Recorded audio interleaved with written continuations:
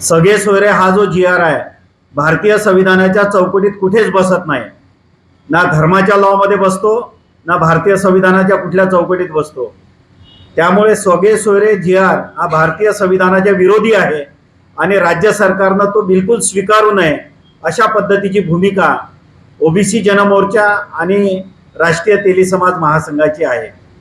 सगळे सोयरे GRच्या संदर्भामध्ये जो काही आक्रमकपणा दाखवला जात आहे त्या आक्रमकपणाची फोल आदरणीय लक्ष्मण हाके सर, आदरणीय नवनाथ वाघमारे साहेब आणि ॲडव्होकेट मंगेश ससाने यांनी राज्य सरकारने जी सर्वपक्षीय बैठक घेतली होती त्या बैठकीमध्ये सांगितली सगळे सोयरे GR हा बिलकुल संविधानाला कुठल्याच प्रकारे मान्यता देणारा हा GR राज्य सरकारने काढू नये।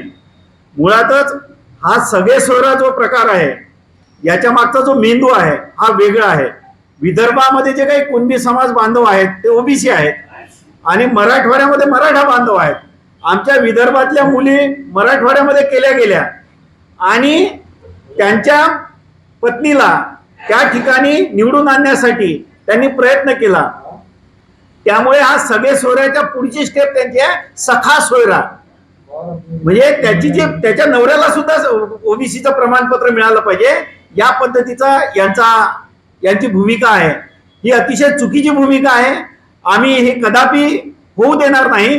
संपूर्ण महाराष्ट्रातील ओबीसी बांधव, तेली समाज बांधव भारतीय संविधानाच्या चौकटीत राहून आम्ही याला चॅलेंज केलेलं आहे आणि राज्य सरकारनं तिथे एक छानपैकी दडपशाही निर्माण केली। त्यांनी अहवाल पाठवला का ही केसच तुम्ही स्टँड करू नका, पण आमचं म्हणणं न्यायालयानं ऐकून घेतलेलं आहे। न्यायालय मराठ्यांना न्याय देईल आणि ओबीसीला न्याय देईल आणि भारतीय संविधानाच्या चौकटीत आम्हा सगळ्यांना हा न्याय मिळेल या पद्धतीची सगळे सोयऱ्याची आमची भूमिका आहे।